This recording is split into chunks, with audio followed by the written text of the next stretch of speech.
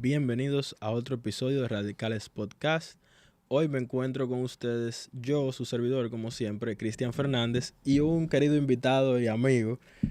Preséntate. Mi nombre es Oscar Bautista, bendiciones mis hermanos, y aquí acompañando a nuestro querido hermano y Cristian Fernández aquí en Podcast Radicales.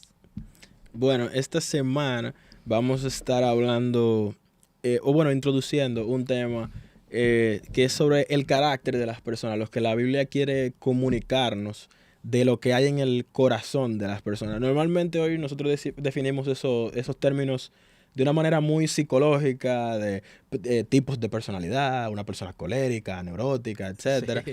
Pero ¿cómo la Biblia define a las personas, su comportamiento, lo que hay dentro de ellos, la manera que tienen una disposición frente al mundo, en cómo actúan, qué piensan, cómo se mueven?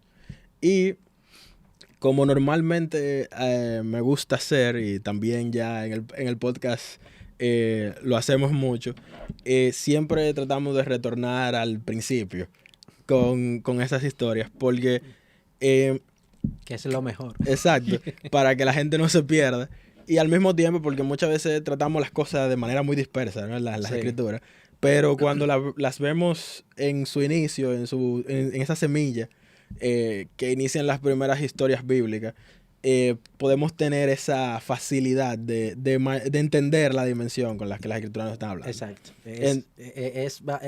Bueno, que creo como hablábamos detrás de cámara ahorita, que lo mejor es volver al inicio, valga la redundancia, es decir, porque allí es que pues uno puede entender mejor, y más el tema que vamos a tratar hoy, que es el carácter, que bueno, ya más adelante tú pues darás los detalles de ese poderoso tema que tendremos hoy.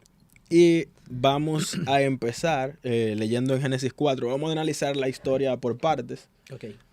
Pero vamos, la audiencia lo tiene en pantalla, pero vamos a ir leyendo simplemente y vamos a ir desglosando algunas cosas, porque las dos primeras personas a las que se nos da, vamos a decir, aunque de una manera muy escueta, pero con mucha información, de una manera muy sintetizada, sobre una descripción de quiénes eran. Verdaderamente es con los dos primeros hermanos, Caín y Abel. Amén. Y al mismo tiempo, las dos primeras personas que le toca vivir fuera del paraíso. Digamos que le toca vivir como todos nosotros, los mortales. Fuera de esa bendición. Porque Adán y Eva, según lo que el testimonio de las Escrituras, son creados, concebidos, por así decirlo, dentro de la cobertura de la presencia de Dios en el paraíso. Así es. Pero a los primeros que le toca enfrentar el mundo de afuera es a estos dos muchachos. Y vamos a empezar con la historia. Entonces, dice, el hombre, refiriéndose a Adán, se unió a Eva, su mujer, y ella concibió y dio a luz a Caín. Y dijo, con la ayuda del Señor he tenido un hijo varón. Es algo muy importante en ese verso, que cuando Eva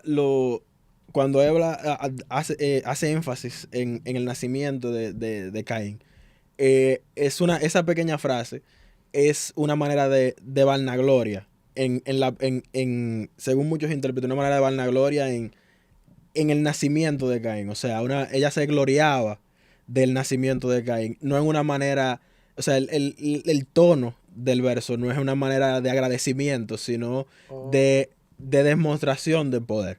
Okay. O sea, Eva venía de haber sido expulsada del jardín, y Caín es el primer fruto del poder que se le dio a Eva, que es el de dar vida. Exacto. Pero entonces ahí la idea es de que hay una confusión en Eva, de que ese poder ella lo estaba viendo desvinculado de la fuente. Exacto.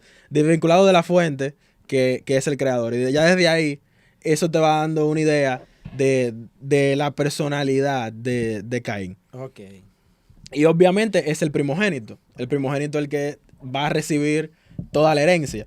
Esa era la práctica cultural. Claro. Y al mismo tiempo, hasta el día de hoy, el primogénito en muchas culturas y aún de manera tal vez ya más relajada en la cultura dominicana, pero el primer hijo de la familia siempre tiene que ser el que tiene la mayor responsabilidad y al mismo tiempo la confianza Sí. de los padres más cercanos. Sí. Bueno, y ahí ese en realidad del primogénito es que a ausencia de los padres inclusive es el que se debe encargar de todo. Exactamente. Inclusive de los quehaceres y del cuidado de los demás hermanos y de tenerlo y así. Es que en sí tienen una gran responsabilidad. Y en el mundo antiguo, en la mayoría de civilizaciones era quien recibía una mayor parte de la herencia y en De los algunos beneficios. de la herencia familiar, y en algunos casos era el que recibía todo y le tocaba entonces decidir si iba a repartir o no con los hermanos. Yo diría que era, bueno, ahí hasta antes de tú tocar esto, entendí que no era tan justo, pero anteriormente sí, porque si tiene la mayor parte de la responsabilidad, ¿verdad?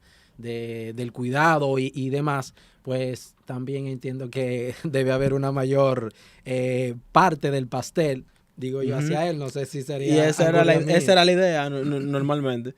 Pero continuando, dice en el versículo 2, después Dios dio luz a Abel, hermano de Caín. Abel se dedicó a pastorear ovejas, mientras que Caín se dedicó a trabajar la tierra. Okay. Entonces, aquí ocurre lo siguiente. Nace Abel, que curiosamente el nombre de Abel significa vapor o viento. O sea, algo que desaparece Sí. fácilmente. Sí, y ya fumó. sabemos cómo termina la historia. Ya pero sabemos la historia.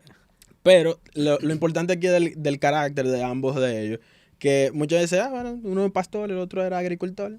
Ok, sí, eran gente que vivían en el monte, se supone que sí, sus profesiones. Diferentes Pero trabajos. Sí. sí, es obvio que iban a tener, pero en la Biblia está gastando tinta en eso y introduciendo porque algo importante, algo importante. Algo que resaltar.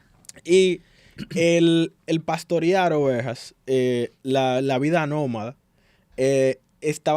primero el pastorear ovejas siempre estaba asociado con el tema en la Biblia, con el tema del cuidado espiritual de la gente, la labor del sacerdote, Okay. la labor sacerdotal, básicamente.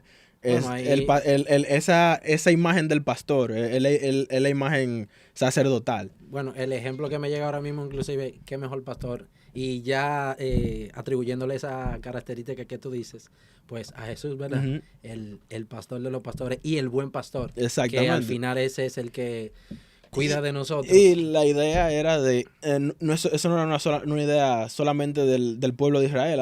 Hay dioses antiguos, ahora mismo no me llega a la mente el nombre en específico, pero habían varios dioses antiguos que se le daba el título de pastor de tal pueblo, de tal tribu. Un título como tal. Un título como tal a ese dios, porque la idea era de que era el que mandaba espiritualmente sobre esa sociedad. Porque esa es o tribu, nación, etcétera. Porque esa es esa idea de lo espiritual asociado al pastoreo. Y al mismo tiempo, el pastor tendía a ser nómada. Las sociedades que se dedicaban a pastorear eran sociedades nómadas, que se movían a donde se necesitaba que pastaran las ovejas, los bueyes, etcétera. Exacto. Porque lo que se buscaba era el alimento. Incluso todavía existe una tribu muy parecida que todavía ha mantenido esa costumbre milenaria, de los beduinos en Medio Oriente, en el norte de África, Medio Oriente o el norte de África, que viven de esa misma manera como vivía Abraham, que es el padre de Israel y como se conoce popularmente, el padre de la fe. Eso está todo asociado al tema de pastor. Entonces, en el otro lado, tú tienes a Caín, que se dedicó a trabajar la tierra. Exacto, agricultor. Y la idea era en el mundo antiguo de que las granjas estaban alrededor de las ciudades y estaban alrededor de la protección de un rey. Porque el tú trabajar la tierra es estar estable en un lugar. Tú necesitas la posibilidad de estar en un solo sitio para esperar que las cosechas nazcan. Claro. Exacto. Es obvio. Es algo obvio. Claro. Es todo lo contrario a una vida nómada. No, y al mismo tiempo, y normalmente tú necesitas la protección de alguien, porque si no vienen bandas y saqueadores, etcétera, y se roban todas las cosechas. Y normalmente las granjas y los lugares de cosecha estaban cerca de las ciudades, a una distancia más o menos manejable. Los pastores tendían a mantenerse más dispersos y más alejados de las ciudades, pero los granjeros tendían a estar más cercanos a las ciudades. Claro. Inclusive también un tema, bueno, ya a esta época, ¿verdad? Un tema también de logística para fines de... Para poder vender los productos. Porque Exacto. estando por allá... Porque las ciudades siguen funcionando en el mundo antiguo igual que ahora. Claro. En la ciudad no se produce, la ciudad compra. Exacto. La ciudad compra. La ciudad simplemente recibe el producto que del campo y paga, sale. Y paga por ello. Exacto. Entonces, es siempre más caro. Entonces, obviamente. pero entonces eso asocia la idea del agricultor con la idea de el rey, del poder y de la fuerza bruta en gran parte. Porque es la manera en que el rey cobra tributo de la tierra. Es la manera en que se manifiesta esa posición social, esa casta social. Termina surgiendo en gran parte por la necesidad de proteger la tierra y de dar la estabilidad, vamos a decir, militar para poder producir. Porque el trabajo del rey en gran parte de ser, en el mundo antiguo en gran parte era ser un líder militar para el pueblo. Ya entiendo. Entonces, nada. Ahora vamos a ir, con esos dos puntos, vamos a ir avanzando más rápido. Entonces, tiempo después, Caín presentó al Señor una ofrenda del fruto de la tierra. Y Abel también presentó al Señor lo mejor de su rebaño, es decir, los primogénitos con su grasa. Y el Señor miró con agrado a Abel y a su ofrenda, pero no miró así a Caín ni a su ofrenda. Por eso Caín se enfureció y andaba cabizbajo. Entonces, ¿qué pasa? Ambos llevan el fruto de su trabajo. Exacto. Ambos llevan el fruto de su trabajo. Cada quien lo suyo. Cada quien lo suyo. Pero a Caín, que es el segundo, Dios lo favorece. Pero a Caín, que es el primogénito, Dios, Abel. A Abel lo favorece, que el segundo. Y a Caín, que es el primogénito, Dios lo rechaza. Exacto. Que ya venimos hablando de que había un orgullo detrás de Caín, de por sí, desde su nacimiento. Desde su nacimiento. Y Dios lo mira con rechazo. Muchas veces la gente piensa que es la ofrenda lo que está en visión y no es la ofrenda desde un principio. Porque aquí lo que está hablando de cómo Caín se sintió incluso. No está hablando de que su ofrenda era mala ni que su ofrenda era buena. No dice nada sobre la ofrenda en específico. Fue de su actitud interior. Había algo interiormente que estaba causando el problema. Y todas esas ideas, lo que íbamos hablando de pastor y agricultor, van uniéndose ahí. Entonces el Señor le dijo, ¿por qué estás tan enojado? ¿Por qué andas cabizbajo? Si hicieras lo bueno, podrías andar con la frente en alto. Pero si haces lo malo, el pecado te acecha. Como una fiera está lista para atraparte. No obstante, tú puedes dominarlo. Caín habló con su hermano Abel mientras estaba en el campo. Caín atacó a su hermano y lo mató. Y el Señor le preguntó a Caín, ¿dónde está tu hermano Abel? No lo sé, respondió. ¿Acaso soy yo el que debe cuidar a mi hermano? ¿Qué has hecho?, exclamó el Señor. Desde la tierra la sangre de tu hermano reclama justicia. Y aquí nos paramos 2 segundos. Entonces, ¿qué pasa? Dios se acerca a Caín y le pone una prueba, básicamente. En la misma manera que lo que pasó con sus padres. Dios le dijo, no coman del árbol. No coman del árbol. A Caín le dice, controla el pecado. Claro. Y lo interesante es de que aquí el pecado lo presenta como una fiera. En Génesis 3 lo presenta como una serpiente. Y es básicamente un paralelo. Frente a Caín está la misma decisión que estaba frente a su padre. Frente a Adán y Eva. Es básicamente con la siguiente generación repitiéndose lo mismo. Exacto. Y la idea es de que tanto ese pecado como la serpiente que se están viendo como solapadas, o sea, la misma cosa, el mismo reto. Entonces, la misma cosa en diferentes, vamos a decir, lugares o situación, pero lo mismo en realidad. Exacto.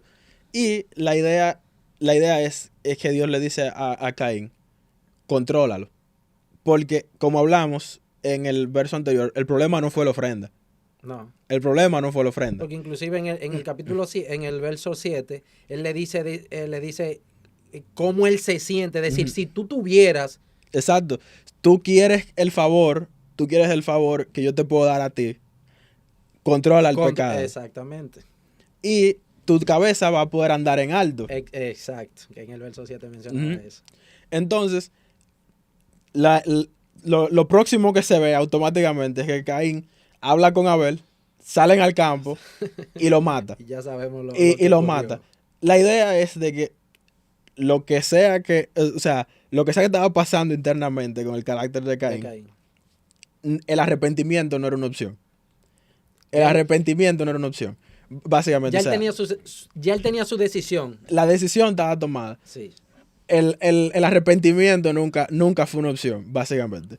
Porque el arrepentimiento era lo que le iba a dar la posibilidad de recibir ese favor que él quería. Que él quería del Señor. Pero la idea es de que lo que él quería no era lo que el Señor podía darle, sino lo que ya su hermano tenía. Peor aún. Exactamente, porque lo que está hablando es de envidia. De envidia. El problema es lo que tiene el otro, no lo que tú puedes obtener. Y eso es lo que está en visión, de que lo que hay en Caín, y es lo que pasa en la mayoría del hombre frente al pecado, es de que cuando tú quieres algo que no te pertenece. Podría decirse ahí, perdón que te interrumpa, un pequeño paréntesis, que entonces Caín, en cierto sentido, quizá estaba un poco perdido de su identidad. Se podría decir. Se pudiera decir. Porque él estaba enfocado en lo que su hermano tenía y que por lo cual el Señor le estaba dando a Abel, ¿verdad? La bendición por ello. Pero él no estaba enfocado en lo que él sí podría dar y tener el cambio, el arrepentimiento por lo que el Señor le dijo. Es decir, cambia tu actitud, vamos a decir, parafraseando, ¿verdad? Cambia, arrepiéntete y yo te voy a dar y tú vas a andar inclusive con la cabeza en alto. Pero él ya, como hablábamos anteriormente, ya tenía la decisión en su corazón y el arrepentimiento no era una opción. No era una opción, porque la idea es, como hablamos, de que Caín representa esa idea de el rey, del poderío militar.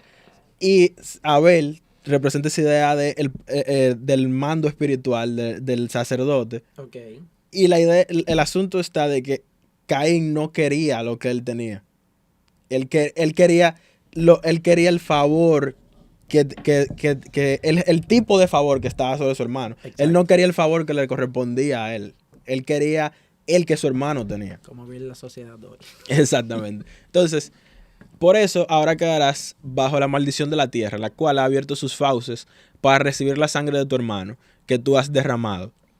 Cuando cultives la tierra, no te dará sus frutos. En el mundo serás un fugitivo errante.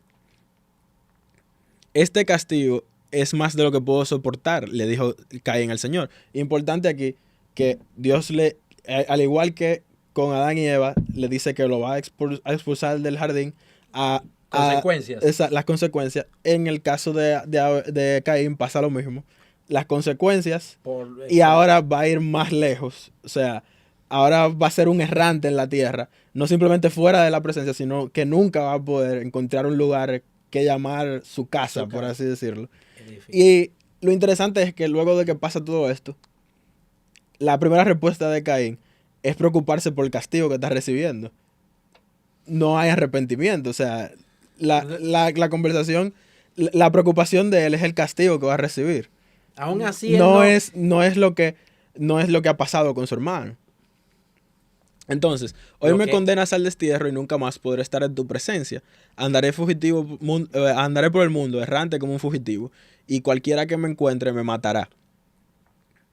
No será así, replicó el Señor. El que mate a Caín será castigado 7 veces.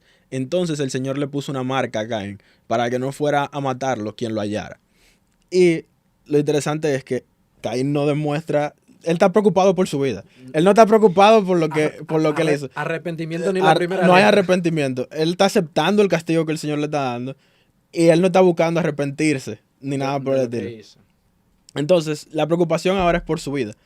Porque alguien demande de él la sangre que él derramó. Y Dios le da una marca. Exacto, egoísta. Dios le da una marca a Caín, que no tenemos tiempo de especular mucho aquí con el Claro. tema porque es muy interesante. Pero el punto con la marca es de que aparenta en el texto, de que, por algunas cosas que no puedo profundizar ahora, de que es una protección espiritual que el Señor le está dando a Caín. O sea, A pesar a de- pesar de A pesar de. Dios está poniendo una protección sobre él. Ahí el amor de Dios se ve manifestado. Entonces, básicamente, si alguien, pero lo que Dios le dice, si alguien te mata, esa persona no va a quedar impune, porque él dice, será castigado 7 veces. Pero la posibilidad de muerte está ahí. O sea, Está está ahí. como parte de la consecuencia para él por lo que había hecho. La posibilidad está ahí. Claro. Lo que Dios le está dando una protección espiritual, por así decirlo, de que su muerte no quedará impune como la de su hermano. O sea, Dios lo está perdonando a él de lo que hizo con su hermano. Y si alguien lo mata a él, esa sangre va a ser demandada. Exacto. A diferencia de la de su hermano, que Dios lo está dejando pasar por alto. Exacto. Pero la idea es de que Caín tiene que confiar en Dios. En Dios. Si quiere mantener su vida, por así decirlo. Y de que Dios se va a encargar de todo lo necesario para que su vida se preserve. Pero entonces, ¿qué pasa? Así Caín se alejó de la presencia del Señor y se fue a vivir a la región llamada Nod, al este del Edén.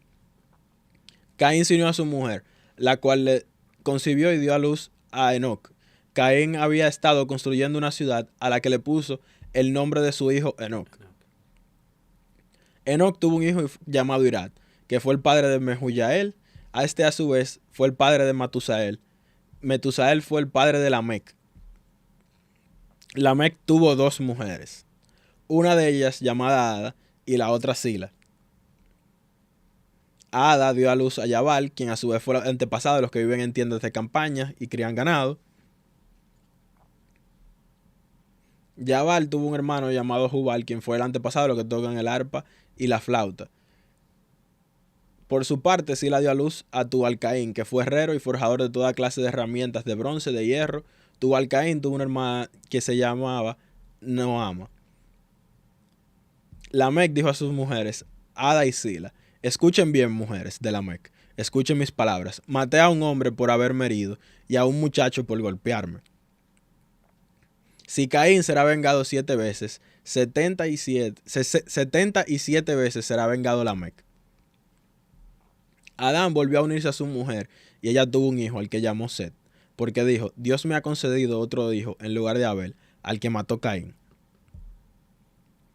También Set tuvo un hijo a quien llamó Enos. Desde entonces se comenzó a invocar el nombre del Señor. Y es bien largo la porción que leímos, pero Sí. aquí pasan alguna cosa interesante. Caín se va, funda una ciudad. Lo que estábamos hablando, Sí. la agricultura depende de la ciudad. Y la idea es de que Dios iba a proteger a Caín, pero ¿qué eran las ciudades en el mundo antiguo? Las ciudades eran un fuerte, una fortaleza. Siempre se construían ciudades con muros alrededor, como la historia de Jericó. Así era que se construían las ciudades. La idea es... Y eso refleja la seguridad exacto, para esa la idea es de que Caín no tomó la protección de Dios. No. Dios le ofreció su protección y la historia pudiera haber ido de una manera distinta. Bueno, yo voy a coger la protección de Dios, me voy a arrepentir, voy a ir donde mi familia, acéptenme aunque sea como un siervo aquí, perdónenme por lo que hice con mi hermano, yo voy a ser el siervo de todos los otros hermanos que nazcan, etcétera. Pudiera haber sido perfectamente, pero ¿qué hace Caín? Caín continúa huyendo y alejándose. Le faltó humildad. Y construye la ciudad como un reflejo de esa protección que él entendía que nadie podía darle. Dios había intentado dársela. Pero él no la quiso. Él no la quiso. Entonces, la idea también de la serpiente es de que la marca que Dios le había dado, si tú la ves en ese sentido espiritual, esa protección que quería darle está siendo reemplazada por la ciudad. Y a medida que comienzan a haber descendientes de Caín, tú ves estas profesiones que tienen que ver con la vida establecida de la ciudad, Exacto. en gran parte. La herrería es una muy interesante porque con la herrería tú creas cosas para arar la tierra, pero al mismo tiempo tú creas armas. Armas, claro. Exactamente. Y cuando llegamos a Lamec, que su nombre es básicamente en hebreo el rey al revés. O sea, Melech es rey en hebreo Okay. y se llama Lamec. Okay. Entonces, la idea es de que es como un rey al revés. Ok, entiendo. O sea, la función del rey la está cumpliendo completamente al revés. La idea es de que el rey protege al pueblo. Lamec se vanagloria de que él puede matar a quien se le pegue la gana y que Dios lo va a proteger. Dios nunca habló con él. Dios nunca habló con él. Pero tú ves esta degradación. Claro. Esta degradación que hay de extremo a extremo. De extremo a extremo. Y la idea es de que esa semilla de envidia y de venganza que había en Caín, en su ciudad y en su descendencia, continuó. Se multiplica. Se continuó multiplicando. Y entonces, a diferencia, cuando tienen su otro hijo, Eva ahora dice que Dios le dio al hijo, no que ella lo tuvo. Diferente a lo que pasó con Caín. Con Caín, es cierto. La idea es de que la idea de arriba no se ha abandonado. La idea es de que ella entendió la lección. Ella entendió la lección, claro, de lo que había pasado. Y de quien se menciona que empieza a invocar el nombre del Señor es esa segunda línea genealógica. Sí, exacto. O sea, la idea es, si tú lees con calma, de que la línea de Caín estaba aliada a la serpiente. Esa es la idea. Ok. Porque, como Dios le dijo a la mujer, que de su simiente iba a salir quien iba a destruir a la serpiente. Exacto. Pero a la serpiente le dijo que ella también iba a tener una simiente, pero le dice a tu simiente. Exacto. O sea, y no está hablando de algo biológico, está hablando de algo espiritual. De esas alianzas que se van a dar entre el hombre y el pecado y entre el hombre y Dios. Pero, ya finalizando, que no hemos extendido un poco más de lo que queríamos, pero en Primera de Juan, para que vean que uno no estamos inventando aquí no estamos inventando. En Primera de Juan, todo es bíblico. En Primera de Juan 3:11, Juan dice lo siguiente: porque este es el mensaje que habéis oído desde el principio, Exacto, que nos amemos unos a otros, no como Caín, que era del maligno y mató a su hermano. ¿Y por qué causa le mató? Porque sus obras eran malas y las de su hermano justas. Entonces, la idea que Juan ve lo que Juan ve en esa historia es la lucha entre los hijos de la luz, que es lo que trata el verso, y los hijos de las tinieblas. De la tiniebla, exacto. Y esa semilla de la envidia, de querer y el orgullo, la envidia y el orgullo, que básicamente al mismo tiempo son... en cierta manera tú puedes decir que son el mismo pecado, viéndolo de dos caras distintas. Y en realidad menciona ahí de amarse el uno el otro, que ya Exacto. ahí inclusive está cumpliéndose uno de los mandamientos, o el más grande, ¿verdad?, de los mandamientos. Porque la idea, lo que está viendo ahí, Juan, es que si Caín hubiera amado a su hermano, eso no pasa. Claro. Pero sus obras, o sea, y es lo que vemos de que Dios le dice, cuando Dios se acerca a él y le dice, mira, tú quieres el favor que tú puedes tener, pues controla el pecado, porque la idea no es de que era algo de un momento, sino que había algo que venía ocurriendo mucho antes de ese sacrificio y de ese favor que él vio que su hermano estaba recibiendo, claro. Que era incorrecto. Como decimos hoy, esa fue la gota que derramó el vaso para él. Para él. Porque pero ya su decisión... eso fue, exacto, lo que estamos viendo en Génesis es la gota que derrama el vaso, pero ya la contaminación estaba ahí. Claro, y es muy interesante que en lo que el periodo se conoce como el periodo del Segundo Templo, o el periodo intertestamentario, como conocen la gente, la época que ya no había más profetas, aunque eso no es muy preciso, pero no es un término que se utiliza hoy día mucho, pero a Caín habían diferentes tradiciones que lo consideraban el primer hereje o el padre de toda la hechicería. Ok. Y el primer corruptor espiritual de la humanidad. Porque esa era la manera en general que tenían los judíos de ese momento, de la época de Jesús, de entender la persona de Caín. Y lo interesante es, y ya lo dejaremos para la próxima semana, para que vamos a continuar este estudio del carácter de las personas y de cómo la envidia corrompe la personalidad de las personas. El orgullo cambia tu percepción de la realidad y al mismo tiempo eso es lo que te va definiendo frente a Dios. Claro. Porque muchas veces, y no es que... Y te hace perder tu identidad, la tu identidad que Dios te Exacto, dio a ti. y el propósito que Dios había puesto en ti y en tus habilidades. Exactamente. Y no tenemos nada en contra de la psicología moderna, pero estamos tratando de ver las cosas desde cómo la Biblia lo ve. Claro. Y según lo que la Biblia ve, lo que terminamos siendo, o sea, lo que nosotros nos terminamos transformando, lo que nos terminamos pensando, actuando, guardando en el corazón,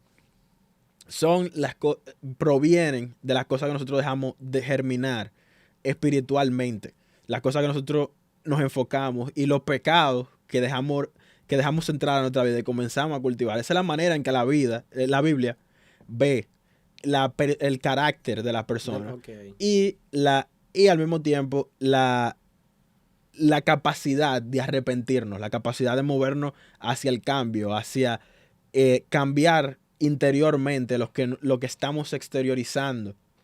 Claro, porque estamos viendo al pecado definitivamente para alejarnos de él. Y ya luego, la semana que viene, estaremos tratando dos personajes que son muy claves en ese estudio de lo que es el carácter en la Biblia. Y que mucha gente incluso así lo ven, que lo que hubo diferente fue el corazón, que fue Saúl y David. Exacto. Porque famosamente siempre se cita que David era un hombre conforme al corazón de Dios. Pero vamos a ver de manera macro en la próxima semana a qué se refiere con mayor claridad cuando dice que David era un hombre conforme al corazón de Dios. Porque viendo estos dos personajes, Saúl era un agricultor y David se presenta como un pastor. Saúl persigue toda su vida y luego vamos a ver un poco de eso. Que es muy conocido. Saúl persigue toda su vida a David para matarlo y no lo logra. Pero hay algo muy interesante, que David, luego de que asciende al trono, hay en algunos pasajes clave que vamos a estar viendo la semana que viene, que se nos presenta como Saúl nuevamente. Okay. O sea, y tiene mucho que ver con la caída de David, de esa gracia que el Señor había puesto en él. Pero al mismo tiempo eso es lo que va a terminar revelando lo que la palabra se refiere con eso de ser conforme al corazón de Dios. Excelente. Va a continuar excelente ese tema. Va a estar buenísimo. Así que no se lo pierdan. Y nada, es un tema muy interesante. La Biblia siempre analiza y contrapone siempre normalmente a dos personas en esa manera. Tú tienes el caso de Abraham y Lot. Bueno, aunque no eran hermanos, pero era su sobrino, hijo de su hermano. Exacto. Tú tienes a Isaac y Ismael. Okay. Tú tienes a Jacob y Esaú, famosamente. Exacto. Famosamente. Y en el caso de los hijos de Noé también, una pequeña lucha de poder que se da entre los hijos de Noé. Exacto. Aunque ese es un episodio que mucha gente no registra. No. Pero normalmente siempre está esa división entre hermanos. A veces positivamente, como el caso de Aarón y Moisés, que no había una rivalidad como tal. Aunque hubo ese pequeño episodio de cuando lo criticaron a Moisés y Dios tuvo que castigar a Miriam con lepra. El pequeño desliz. Ese pequeño desliz.